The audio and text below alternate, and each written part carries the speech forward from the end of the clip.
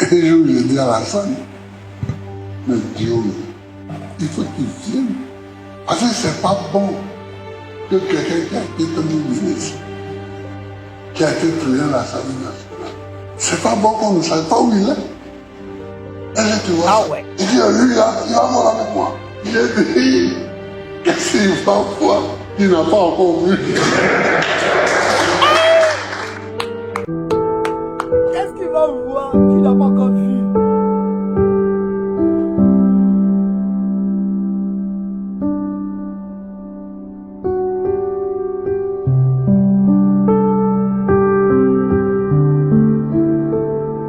Monsieur le Président, nous sommes contemporains de l'histoire de ce pays.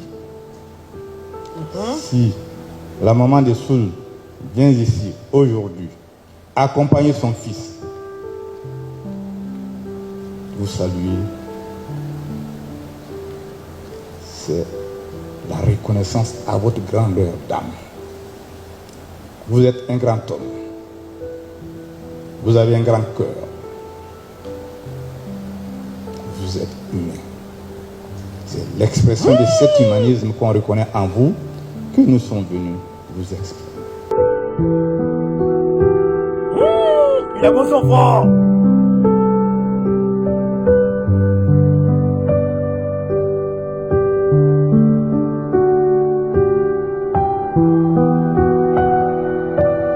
Je vous remercie beaucoup d'être venu, mais ce n'était pas la peine. Ça veut dire que si vous n'étiez pas venu, c'était pas grave. La première fois, après Marcoussi, qu'on devait faire un conseil des ministres, où Soro devait être ministre, Ayam Sokro. Mais il y a des militaires qui étaient prêts à l'arrêter. Mais il dit, c'est pas grave. Il dit non, mais il a pris des armes contre toi. J'ai dit, mais c'est contre moi. Est-ce que moi, je vous ai dit d'aller l'arrêter? Question. Non, c'est pas la peine. Et le conseil des ministres avait commencé tard. Parce que j'ai discuté justement avec mes officiers. Aujourd'hui, je vois certains officiers qui font semblant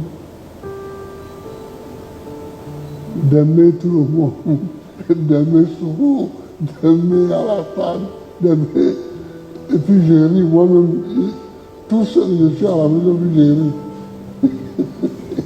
Je les écoute à la télévision, je rigole. Parce que je sais ce qu'ils voulaient. Je sais ce qu'ils voulaient. Ils voulaient faire des arrestations. Certains autres voulaient tirer.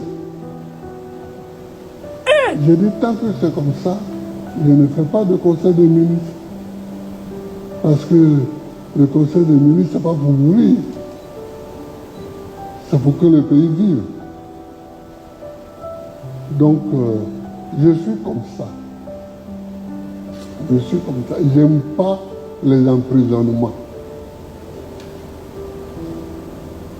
J'aime pas les emprisonnements.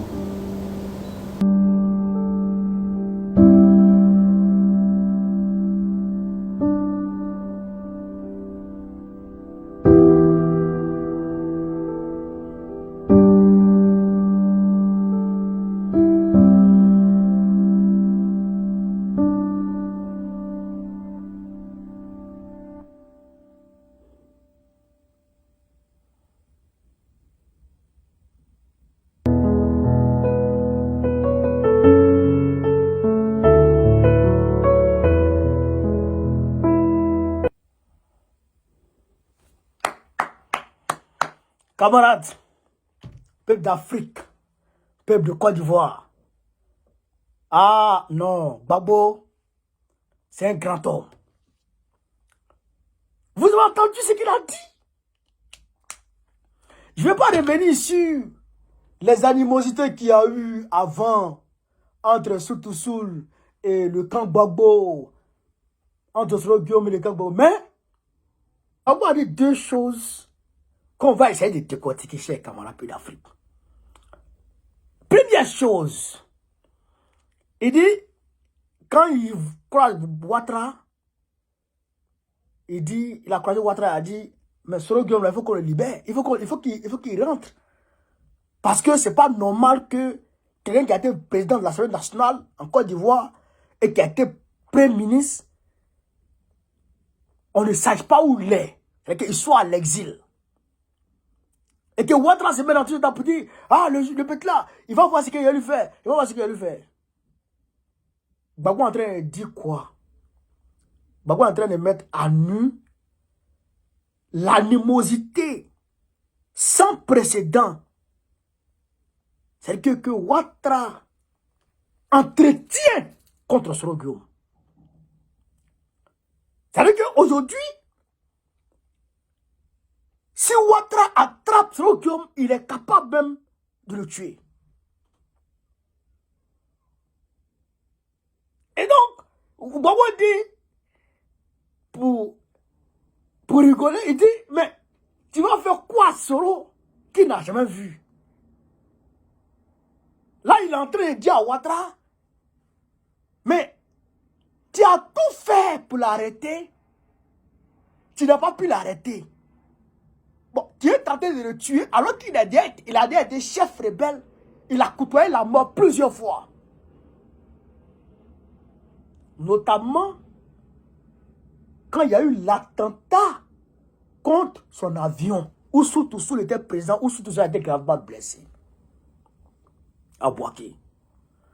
Mais, Gbagbo revient, il dit que Yamoussoukro devrait faire un conseil des ministres avec les Soro et les officiers qui l'ont pris dans une chambre, lui et Gbagbo, pour lui demander l'ordre d'arrêter Soro.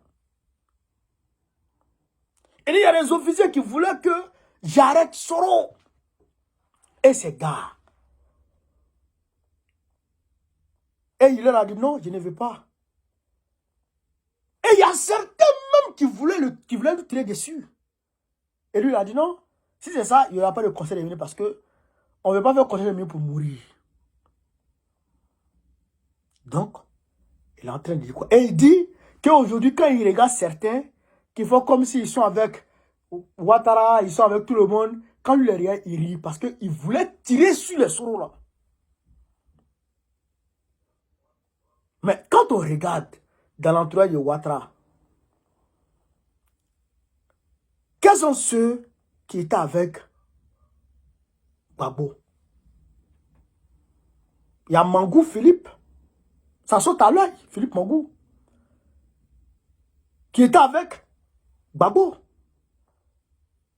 Il y a Apalo, qui était avec Gbagbo. Il y a le ministre de la Défense, Vagondo, qui était avec Gbagbo. Il y a plusieurs d'entre eux que je ne pourrais citer qui étaient avec Gbagbo. Donc, ils étaient des officiers supérieurs d'ailleurs. Donc, ça veut dire que ceux-là voulaient la mort de Soro Guillaume. Et c'est eux aujourd'hui qui sont les meilleurs amis de Ouattara.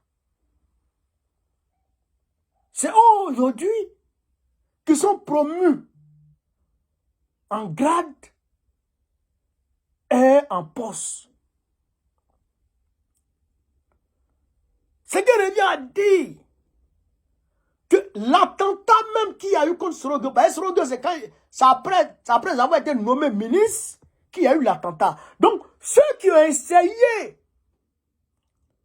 de faire accepter, d'obtenir l'ordre de Gbagbo pour arrêter Soro Guillaume ou de lui tirer dessus là, c'est les mêmes qui sont derrière l'attentat de Soro Guillaume à Bouaké. On peut en déduire ça. Parce que Soro Guillaume lui-même, il a dit, ici, quand il était en France, ici, il dit que les gens, quand il a accepté de travailler avec Gbagbo, que les gens ont dit qu'il a trahi le RDR. Et donc, ceux qui ont dit qu'il a trahi le RDR là, il y a beaucoup qui étaient derrière son attentat. Alors que tous ceux-là, ils sont avec Ouattara. Ça veut dire que ces gens-là avaient déjà trahi Gbagbo bien avant même que Soro Guillaume ne rentre dans le gouvernement de Gbagbo. Ça veut dire que bien avant que Soro Guillaume ne rentre, bien avant 2006 même, ça veut dire que ces gens-là avaient déjà trahi Gbagbo. Ça veut dire que depuis 2002, ces gens avaient déjà trahi Gbagbo. Ils étaient à la solde de Ouattara. Mais la trahison était profonde, hein. La trahison était profonde, hein. Gbagbo, il a parlé, hein. Il ne parle pas beaucoup. Il parle de façon cyclips. Mais tout est inclus dedans. C'est à toi de décortiquer. Et c'est ce qu'on est en train de faire aisément.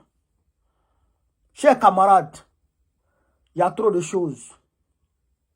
C'est pourquoi ça fait mal aux gens de RDR de voir aujourd'hui que Gbagbo Laurent et puis ses enfants se mettent ensemble. Et d'ailleurs, Gbagbo a dit, il dit, Damana Picasse là, il dit c'est lui qui a dit à Damana Picasse, c'est grâce à Soro Guillaume que Damana Picasse est dans le PPA, est devenu, et aujourd'hui avec Gbagbo. Parce que au congrès, au dernier congrès, je pense, en 98, au congrès de la FESI, il a demandé à Soro de nous montrer quelqu'un qui est FESI et qui est FPI. Et que Soro a dit que c'est Damana Picasse. Gbagbo et puis Soro, là, ils étaient ensemble. D'ailleurs, même Soro était le premier bon petit de Gbagbo. Avant le truc. Hein? Donc, aujourd'hui, Soro, on revient à la source. Avant que Ouattara ne quitte l'aventure où il était, parce que ce monsieur, c'est un vagabond. Il est parti aux États-Unis, il est venu en France, il est parti là-bas, il est parti sur Burkina Faso, tout ça. Donc, avant qu'il ne finisse son tour du monde, de toute façon, la politique ivoirienne était là. C'est comme ça la politique ivoirienne est devenue aujourd'hui. Le PDCI est avec Gbagbo. Le GPS est avec Gbagbo. Toute l'opposition est avec Gbagbo. Donc, Ouattara, il est isolé. D'ailleurs, son RDS sont isolés. Le Mali, le Burkina, l'AES et tous les pays, aujourd'hui le Sénégal, tous ceux-là sont aujourd'hui avec Gbagbo. Donc, Ouattara est totalement isolé. Lui a ses amis étrangers. Ils sont isolés. Donc, c'est à nous de consolider cette nouvelle forme du paysage politique. C'est à nous de consolider notre union et de récupérer notre pays parce que avec Ouattara, le pays est pris en otage. C'est ça qui est la vérité. Donc, chers camarades d'Afrique, vive l'Afrique libre, vive le panafricanisme, vive tous les peuples panafricains, vive Gbagbo Laurent, vive la révolution ivoirienne, Gbagbo président du Côte d'Ivoire 2025, Inch'Allah. N'oubliez pas le 13 avril 2024. 13 avril 2024, tous à la place Trocadéro. À partir de 13h00, on va marcher jusqu'à l'ambassade de Côte d'Ivoire. On est ensemble, les gars. Merci.